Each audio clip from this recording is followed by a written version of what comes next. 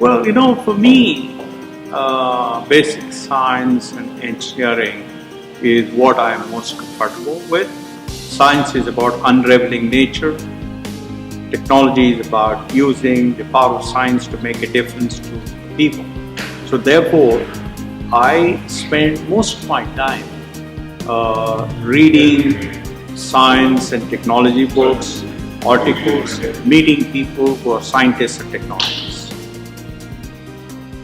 The inspiration for me that relates to the future of India in 2030 is where is applied learning and teaching going to come from as a role model for the world, and especially given the leadership of the Indian Institutes of Technology and the Indian Institutes of Management as a network of best practices for education, that being extended to the society as a whole, not just in India, but worldwide, is a challenge for the world and a challenge for India and a special interest for me.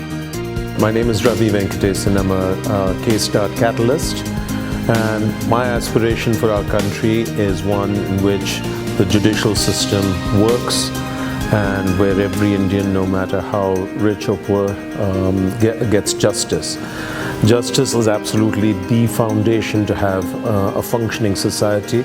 An area that inspires me personally is about getting successful people engaged in the communities in which we live. That's why I started an organization called Social Venture Partners. And so we take successful business people, professionals, entrepreneurs, and get them involved in the challenge of livelihoods. How do we double the incomes of 1 million people by the year 2020? Today we're in 5 cities with 200 donors or partners, and the sky is the limit. For 2030, my aspiration, like I think many Indians, is to really see our country uplift itself out of impoverishment, for the gender gap to be minimized, and for women actually to find their place in this democracy.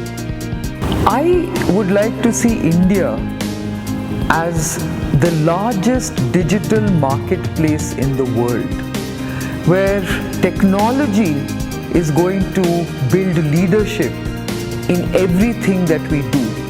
Whether it is bringing education to the masses, whether it is bringing healthcare to the masses, whether it's opening up markets to our rural hinterlands, because I really believe that India needs to do something very desperately in terms of generating non-linear growth.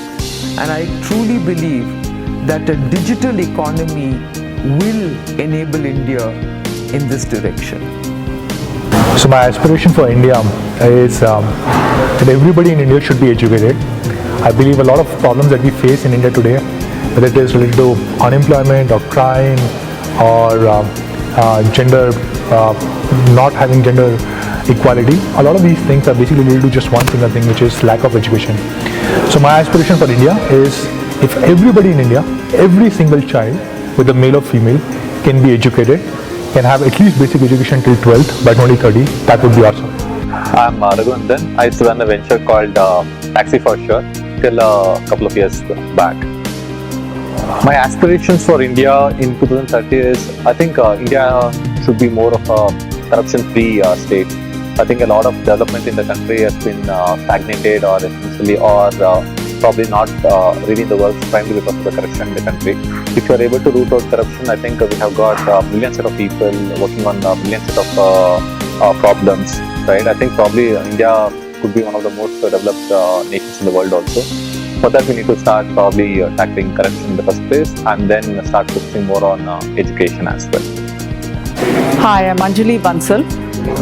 My aspiration for India by 2030 is I would like to see a country that provides access to healthcare, education, and dignity of labor and livelihood to all. A country where everyone feels safe, men, women, and children, both from a physical point of view as well as their belief systems. I would also like to see a country that is innovative and progressive.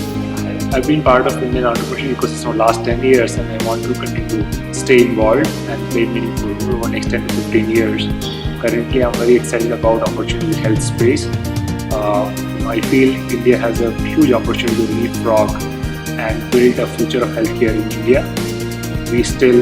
Majority of people in India don't have access to modern healthcare, but I feel technology can play a very big role in solving that. Another very exciting area is education. India will have a problem of educating hundreds of millions of kids over the next couple of decades and building skills. Technology can play a very big role. Both these spaces, education space, can potentially translate into a very big business, and I'm quite hopeful that we will see emergence of world-class companies in these spaces. Hi, my name is Ashish Embrijani from Book My Show, and my aspiration for India in 2030 really is to see if there is a happiness quotient that we can deliver to the lowest pop strata of this country, socio-economic and demographic. Look, it's a very sad metric.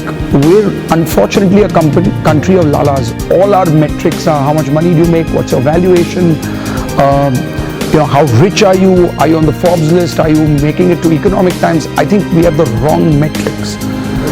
If you look at India, 10% of this country has 27% of the wealth. The top 20-30% of this country has 60% of the wealth. The bottom 40% has less than 5% wealth, and that really hurts.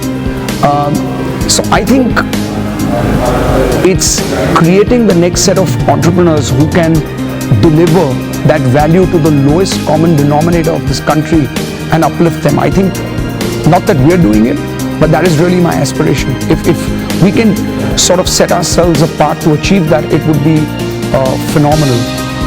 And in terms of my own personal sort of goals, there's a lot that we do within Book My Show and outside. We run a charity called Book a Smile, where we draw from end users ₹1 a ticket, and we're running some phenomenal programs.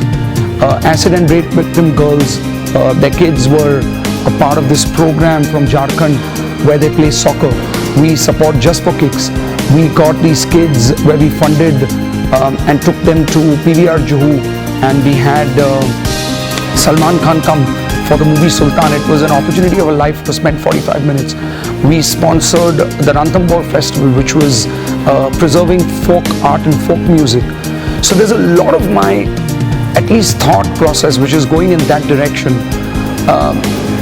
I think another phenomenal thing that I've seen is the salaries of drivers have really gone up. This is the real emerging middle class. They've all got wait time, they've all got smartphones, and they all consume data. But most importantly, their salaries or their income has gone up 4x or 5x. And every time you speak to a driver, what does he do with it? He says he puts better food on the table. He doesn't want his child to become a driver. Nothing wrong with it, but that's not his aspiration. And healthcare has improved and education has improved for him and his family. And I think these are really, really powerful metrics. Everything else is fluff. Everything else is bullshit. So we should just cut through this clutter and see if we can really empower and give back and provide sustenance and improve lives of the bottom 40%. I found two entrepreneurs and I called them for my leadership conference last year in Goa. I thought they were incredible human beings. There's a guy who's called the Sanitary Napkin Man of India, and he makes sanitary napkins. He's not your general entrepreneur who comes in Economic Times or newspapers who you talk about, an internet entrepreneur. But what he's done with sanitary napkins and what he's doing and being able to empower women in education through that sort of healthcare education and being able to provide something which is really reasonable is phenomenal. The other guy is him and his wife created, he's a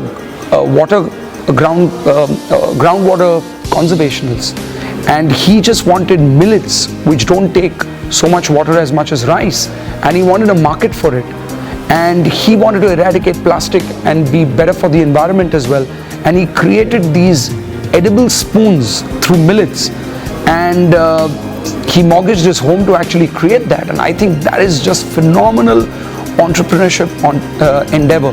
I just hope that there is a bigger ecosystem to support these sort of entrepreneurs, which also impact the social fabric of this country, and that's really something that I look forward to in 2030.